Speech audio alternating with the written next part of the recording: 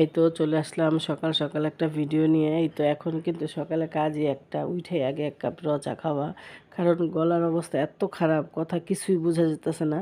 তো hello everyone, আসসালামু আলাইকুম। সবাই কেমন আছো? আলহামদুলিল্লাহ, আল্লাহর অশেষ মেহেরবানিতে আমরা আছি, ভালো মন্দ মিলাই আছি। তো এই তো সকাল সকাল এক কাপ চা। তো প্রতিদিনই কিন্তু খাইতেছি রং চা আর গরম পানি। এই তো খাইতেছি, কিন্তু কিছুতেই ঠান্ডা ভালো হইতেছে না। তো তোমরা আমার ভয়েস শুনে বুঝতে পারতেছো আমার গলার অবস্থা। তো এখন বাজে 9:30টার মতো। তো এই তো ঘুম থেকে উঠলাম, আর এই দেখো কম্বল কিন্তু নামে গেছে, মোটা কম্বল নামাই ফেলতে হয়েছে, কারণ ঘরে সবারই সর্দি কাশি জ্বর। তো আমারও আসলে আবার জ্বর আসছে, অনেক ঠান্ডা। কাজকর্ম তো করতে হইব, শরীর যতই খারাপ থাক। তো এই তো ঘর দুয়ার গোছগাছ করতেছি না, এখন গোছগাছ করে নাস্তা বানাতে হবে। তো যেহেতু আজকে ছুটির দিন ছিল, ভিডিওটা আরও 3 দিন 4 দিন আগের ভিডিও। তো ভিডিও আসলে এখন আর ওরকমভাবে করা হয় না, করতে ইচ্ছা করে না, ছাড়তে ইচ্ছা করে না। কিন্তু আমার ভিডিও করতে খুব ভালো লাগে, ভালো লাগলে কী হইব, তো ভিডিও ছাড়ি, কিন্তু রিচ এত কমে গেছে যা বলার মতো না। আর কিছু কিছু মানুষের বিবেক এতটাই নিষ্ঠুর যে কিছু বলার নাই। ভিডিওতে ঢুকে কমেন্ট করে, লাইক করে বের হয়ে যায়, কিন্তু আসলে এটা ঠিক না। এভাবে ফুল টাইম যদি ওয়াচ না করতে পারেন তাহলে ভিডিও দেখেন না। আমার ভিডিও ভালো লাগলে আপনি দেখেন না, কিন্তু এভাবে ক্ষতি করেন না। এতে আপনারও ক্ষতি, আমারও ক্ষতি, যা আপনি নিজেও বুঝতেছেন না। হয়তো আমি বুঝতেছি, আপনারটা আপনি বুঝতেছেন না। হয়তো আমার মতো যখন বিপদে পড়বেন তখন আপনি অবশ্যই পড়বেন, বা আমার মতো সমস্যা হলে তখন বুঝতে পারবেন। কিন্তু আসলে এরকম করা ঠিক না।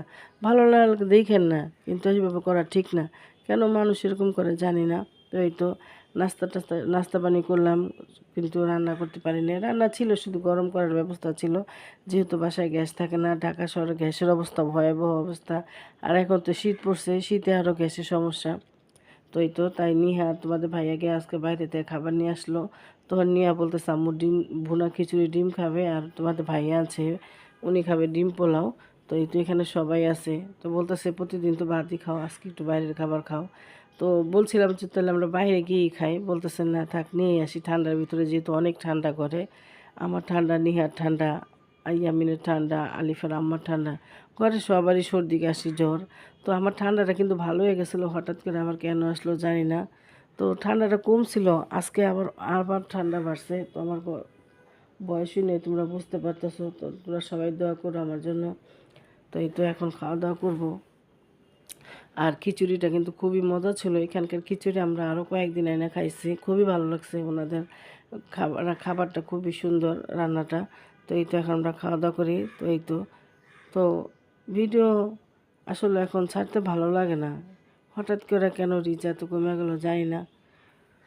তো যাক, আল্লাহ চাইলে একদিন আবার ঠিক হয়ে যাবে। তোমাদের ভাইয়া বলে বাদ দাও বাদ দাও, তো আসলে বাদ দিতেই চাই। আবার অনেক, এটা আমার অনেক ভালোবাসার জায়গা, আমি অনেক দিন যাবত এই চ্যানেলটার সাথে লেগে আছি, অনেক দিন যাবত। কিন্তু এরকম হঠাৎ করে হয়ে গেল, এখন হতাশও হয়ে গেছে, আসলে কি করব।